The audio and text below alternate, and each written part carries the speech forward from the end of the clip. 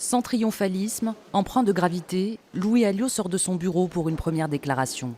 Le candidat du Rassemblement national annonce suspendre sa campagne pour cause de crise sanitaire liée au coronavirus, et ce malgré un résultat favorable, 35,66% des voix.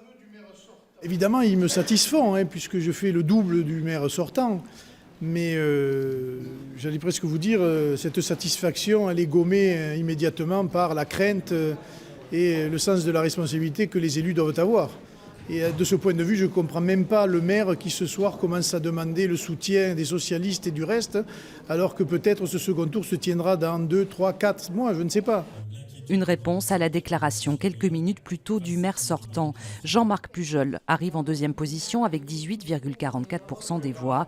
Il n'y voit pas la désaffection des Perpignanais, mais le résultat d'une grande division à droite. Il compte sur le désistement d'Agnès Langevin, d'Europe Écologie Les Verts, troisième, et de son ancien adjoint, le député La République En Marche Romain Gros, arrivé quatrième.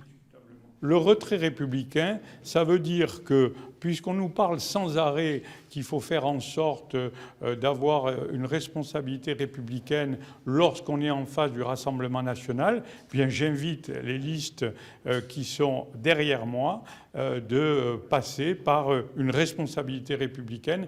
Et dans un cas comme celui-ci, on voit très bien que la responsabilité républicaine, c'est le retrait. Un appel resté pour l'heure sans réponse. Aucune consigne de vote n'a été donnée par les candidats, sauf pour Clotilde Ripouille, déçue par son résultat, 6%. J'appelle à voter sans condition pour Agnès Langevin au deuxième tour si cette candidate se maintient. Visiblement, Agnès Langevin ne va pas se maintenir. Si Agnès Langevin ne se maintient pas, qu'on a un duel entre Jean-Marc Pujol et Louis Alliot, quelles seront vos consignes ? Comme en 2014, je ne donne aucune consigne dans ces cas-là et j'appelle les électeurs à réfléchir en leur âme et conscience. La fédération locale du Parti socialiste, soutien d'Agnès Langevin, n'envisage pas un maintien de la candidate écologiste et appelle déjà à voter Jean-Marc Pujol pour faire barrage au Rassemblement national.